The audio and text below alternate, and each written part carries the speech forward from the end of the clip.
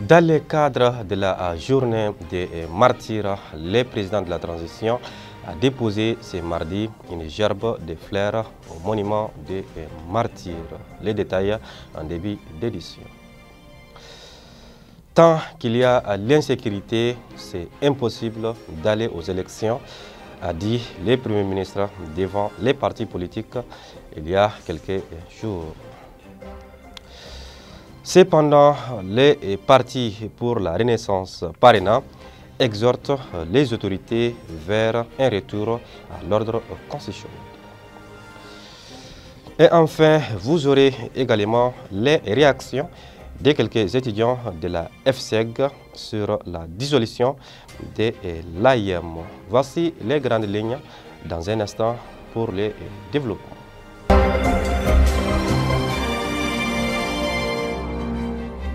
Mesdames et messieurs, bonsoir et bienvenue dans ces 19h. Je l'ai annoncé dans les titres. Dans le but de rendre hommage aux martyrs du 26 mars 1991, le chef de l'État, le colonel Assimi Goïta, a déposé ce mardi une gerbe de fleurs au monument des martyrs. À l'issue du dépôt, le président de la transition, Assimi Goïta, a accordé une interview à la presse. Ensuite. Moi, un devoir en ce jour qui marque le 33e anniversaire de la journée des martyrs, de rendre hommage à ceux qui ont consenti le sacrifice ultime pour l'avènement d'un Mali démocratique, un Mali prospère et juste. Et prions pour le repos éternel de tous nos martyrs. Cependant, au-delà de la célébration de cette journée, il s'agit en réalité pour nous de faire le bilan de la démocratie malienne après 33 années d'exercice. Et cela nous permettra non seulement d'évaluer le chemin parcouru afin de se projeter dans l'avenir avec sérénité. Je voudrais aussi féliciter et remercier toutes les Maliennes et tous les Maliens pour leur résilience face aux multiples défis, tout en les invitant à se réunir davantage autour de l'essentiel qui est notre patrie. Comme vous le savez, la célébration du 26 mars de cette année coïncide avec le mois de Ramadan, qui est un mois par excellence de grande consommation des produits de première nécessité. Et je profite aussi de l'occasion de féliciter le gouvernement et tous les opérateurs économiques pour avoir pris toutes les dispositions afin que ces produits soient disponibles au Mali et dans tous les marchés. Les rencontres entre les premiers ministres et les partis politiques continuent toujours. Cette semaine, les échanges ont été portés sur les organisations des élections et les rôles des partis politiques. Selon Shogel Kokalamaïga, tant qu'il y a l'insécurité, c'est impossible de tenir les élections. Cette rencontre, je l'ai souhaitée à cause de la spécificité des partis politiques. Parce que quoi qu'on dit maintenant, tôt ou tard, c'est des compétitions électorales. Les compétitions électorales, par vocation, par définition, c'est dans un espace réel de maçon politique. Il peut y avoir quelques candidats indépendants ici et là, mais globalement, c'est les candidats des partis politiques. On ne va plus faire comme avant. Il faut d'abord la sécurité. Parce qu'on a remarqué, vous verrez, Niger, Burkina, ailleurs, partout, la cause des renversements des régimes, c'est l'insécurité, ce n'est pas le manque d'élection. Et donc nous avons dit, attaquons-nous d'abord à l'insécurité. La deuxième chose, il faut détricoter cette chemise-là. Mais en ce moment, une partie de la classe politique avait d'autres données, donc elle ne pouvait pas se comprendre avec nous. Moi, je voulais vraiment que les uns et les autres comprennent pourquoi il y avait ce hiatus-là. L'armée a préparé dans le plus grand secret ce que nous avons appelé la grande offensive militaire qui a été déclenchée à partir de mi-décembre 2021. C'est pendant cette même période que nous avons préparé les grandes opérations politiques, la tenue des assises. Maintenant que Kidal est pris là, il faut faire l'union sacrée autour du président de la transition, des autorités de la transition.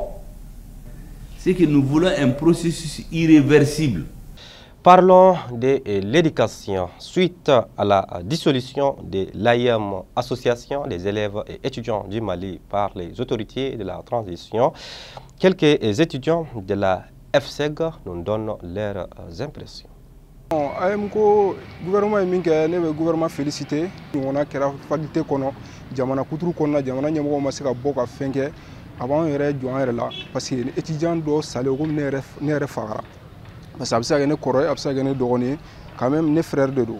Bon na fora ko ka problème sur la faculté là, fait ma bois là, bon avec ou yere parents, abu nugu yere là. Vraiment ajarane, muna ajarane, AM si la watim na ye masiki ka foko ka se kelema ka se nfengama u ka droit yɛrɛ kɔnɔna na u ka fɛnw nu si la critère cité ka fɔ ko bɛ se ka armement utiliser ou bɛ se ka fɛn wɛrɛ utiliser u nakun ye kalan de ye en cas ni étudiants mago bɛ fɛn min na nous an bɛ yɛrɛ filɛ bibi na an bɛ problème kɔnɔna na an ye promotion 18 de an filɛ FCI kɔnɔna na mais an ɲinan san joli an ye ka kan ka liti kɛ nin dɔw la pour que an bɛ se ka cycle bɛ se ka surunya cogo min na mais maintenant liti tɛ ka kɛ o la. Lansi bɛ fɛnw bɛ mais dans le monde diɲɛ yɛrɛ kɔnɔna la.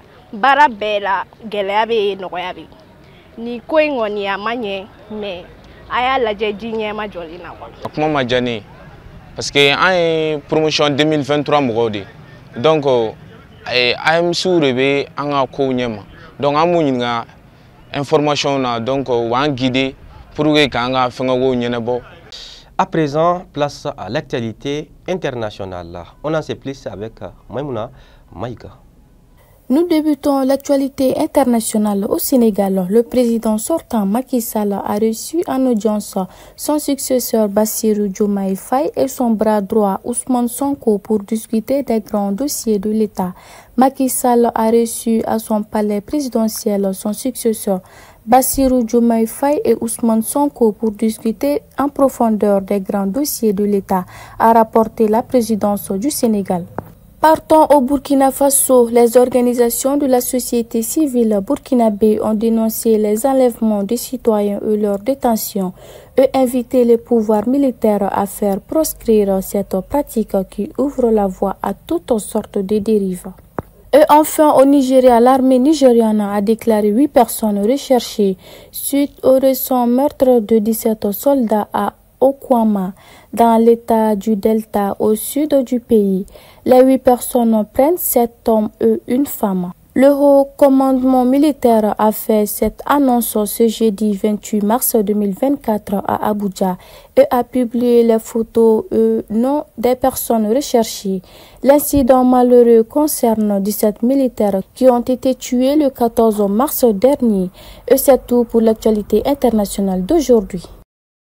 Retour à l'actualité nationale, comme je vous le disais dans les titres.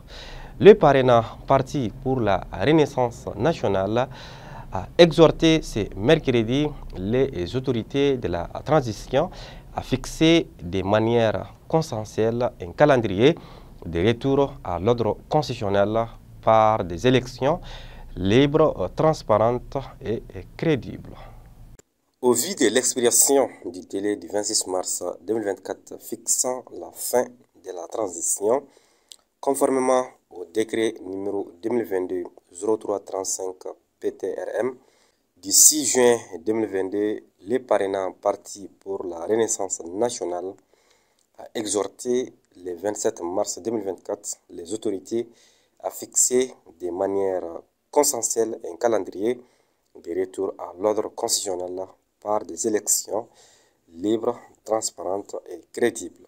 En outre, le parti présidé par Tcheblin Dramé, ancien ministre, invite les autorités de la transition à créer les conditions de la confiance et de l'union sacrée autour du Mali et des forces de défense et de sécurité pour faire face aux menaces et aux défis qui assaillent les pays, à libérer les prisonniers d'opinion, à permettre le retour des exilés politiques, à arrêter les cycles de dissolution des associations et partis, à cesser les interpellations pour délit d'opinion et à consolider l'état des droits et les cadres démocratiques et républicains. Voilà ce qui m'est fait à cette édition. Merci à vous de l'avoir suivi et nous souhaitons excellente suite de Ramadan à toutes et à tous les musulmans.